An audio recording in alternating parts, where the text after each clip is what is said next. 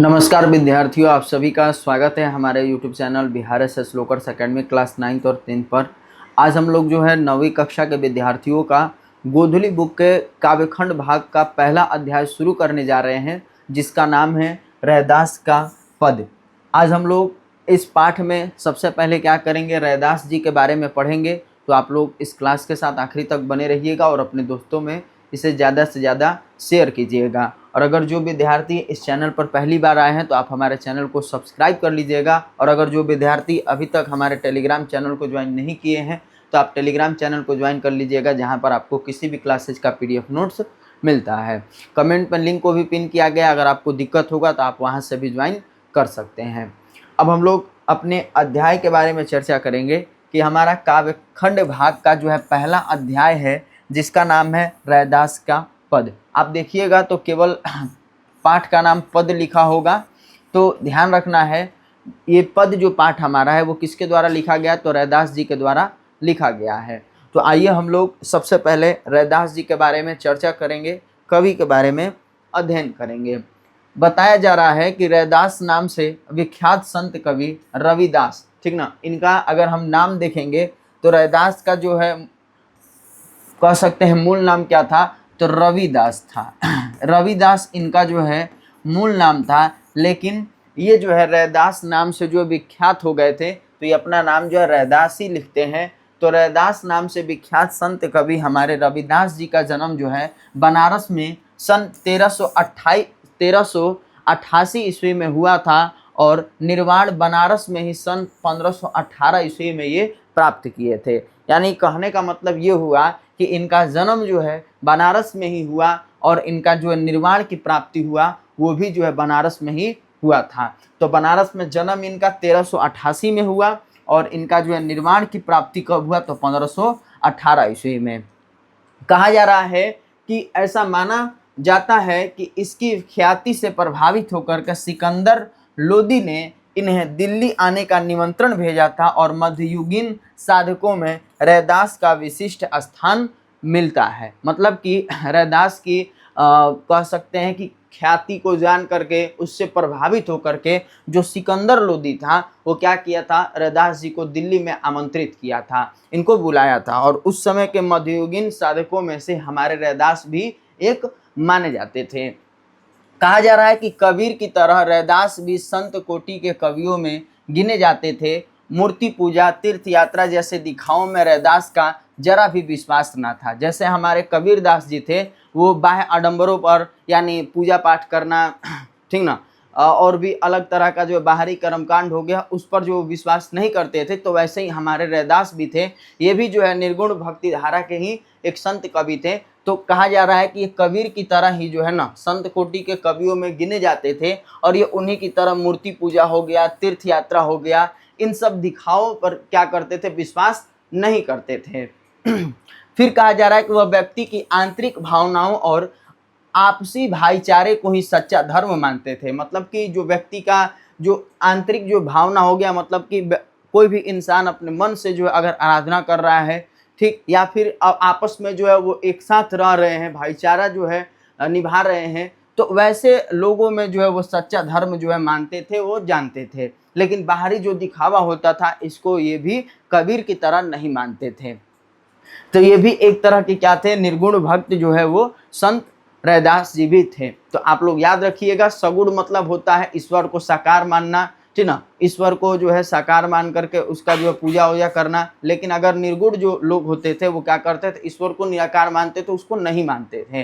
तो वैसे ही हमारे रैदास भी थे। कहा जा रहा है कि रैदास ने अपनी काव्य रचनाओं में सरल व्यवहारिक ब्रज भाषा का प्रयोग किया है। तो ये भी आपसे पूछा जा सकता है कि जो हमारे रैदास जी हैं वो किस भाषा का जो है उपयोग किए हैं, तो ब्रज भाषा का जो है वो उपयोग किए हैं, जिसमें उनके अवधी, राजस्थानी, खड़ी बोली और उर्दू फारसी के शब्दों का भी मिश्रण है। यानी इन्होंने अपनी रचनाओं में ब्रज भाषा का तो प्रयोग किया है, लेकिन इनके रचनाओं में जो है और भी कई तरह के भाषाओं के शब्दों का जो है मिश्रण देखने को मिलता है। जैसे अवधी भाषा का हो गया, राजस्थानी, खड़ी बोली, उर्दू फारसी, इन सब भाषाओं के शब्द भी उनके रचनाओं में देखने को मिलते हैं। लेकिन मुख्य रूप से इन्होंने क्या किया है, ब्रज भाषा का ही प्रयोग किया है। फिर कहा जा रहा है कि रैदास को उपमा और रूपक अलंकार विशेष प्रिय रहे। मतलब जैसे अलंकार हम लोग पढ़ते हैं तो उसमें उपमा अलंकार भी आता है और रूपक अलंकार भी आता है। तो रैदास ने क्या किया, इन दो अलंकारों का जो है मतलब कि विशेष माना है अपनी रचनाओं में। इसके बाद कहा जा रहा है कि सीधे साधे पदों में संत कवि ने हृदय के भाव बड़ी सफाई से प्रकट किए हैं। इनका आत्मनिवेदन, दैन्य भाव और सहज भक्ति पाठक के हृदय को उद्वेलित करते हैं। और रैदास के 40 पद जो है सिखों के पवित्र धर्म ग्रंथ गुरु ग्रंथ साहब में भी सम्मिलित है। तो ये एक इम्पॉर्टेंट लाइन है, एक इम्पॉर्टेंट पॉइंट है, इसको याद रखिएगा आप लोग। यहाँ भी ऑब्जेक्टिव क्वेश्चन एक बन रहा है, पूछा जा सकता है कि रैदास के जो 40 पद है वो किस ग्रंथ में देखने को मिलते हैं। तो रैदास का जो 40 पद है वो सिखों के जो पवित्र ग्रंथ गुरु ग्रंथ साहिब है उसमें देखने को मिलता है। इसके बाद अगर हम लोग बात करेंगे पाठ के बारे में कि जो हम लोग को पद पढ़ना है, प्रथम पद और द्वितीय पद, यहाँ पर पाठ में आप लोगों को 2 पद दिए गए हैं, एक प्रथम पद है और दूसरा जो आपका क्या है, द्वितीय पद है। तो दोनों पदों में क्या बताया गया है, किस चीज़ का चर्चा किया गया है, इसको भी हम लोग ध्यान में देखेंगे। तो कहा जा रहा है कि यहाँ रैदास के 2 पद दिए गए हैं या 2 पद लिए गए हैं, जिसमें पहले पद में इन्होंने प्रभु जी तुम चंदन हम पानी में कवि अपने आराध्य को याद करते हुए उनसे अपनी तुलना करते हैं। मतलब पहला जो पद है वो क्या है, प्रभु जी तुम चंदन हम पानी। जब आप लोग पहला पद पढ़िएगा तो उसका पहला लाइन जो है, पंक्ति, पहला पंक्ति यही है।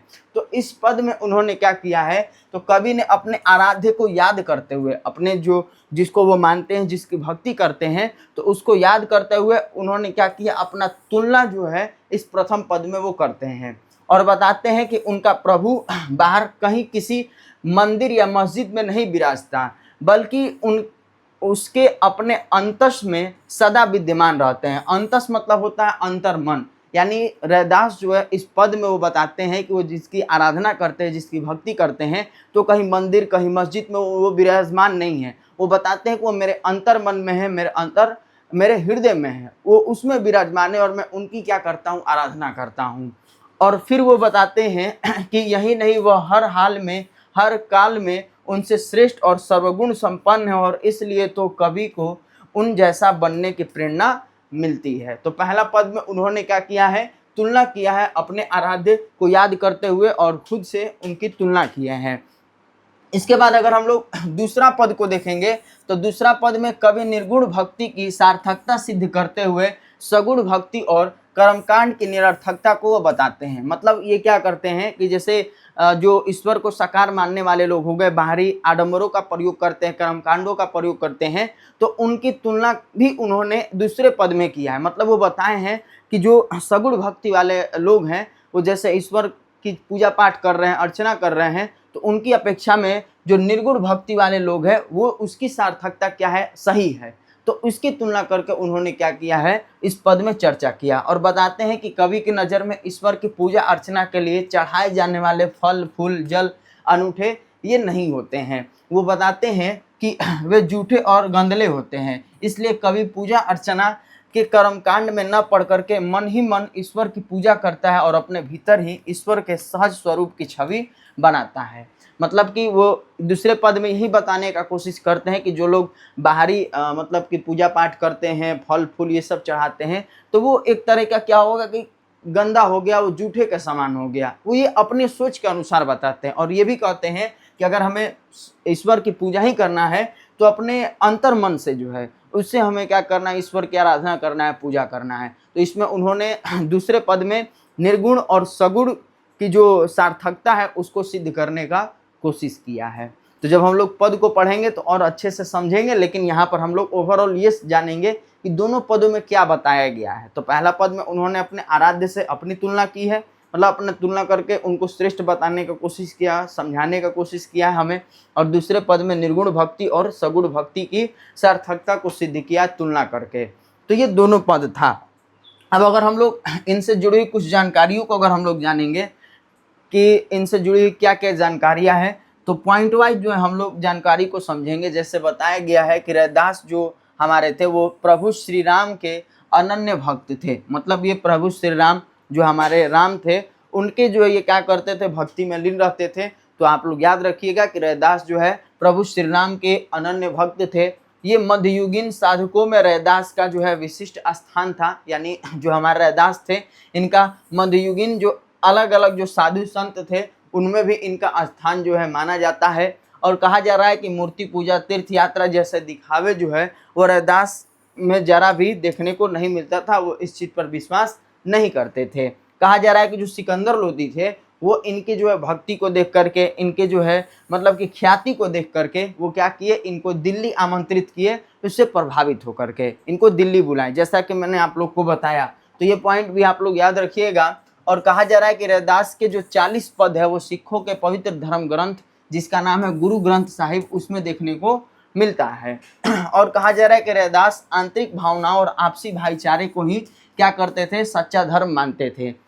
इसके बाद कहा जा रहा है कि कबीर की तरह रैदास भी संत कोटि के कवियों में गिने जाते थे और ये भी जो है एक निर्गुण जो है निर्गुण भक्ति धारा के क्या थे, संत थे।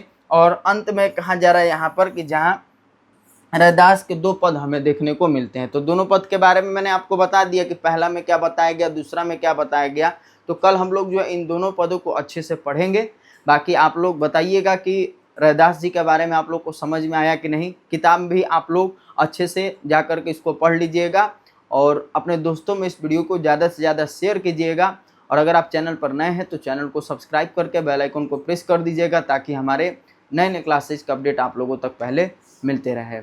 धन्यवाद।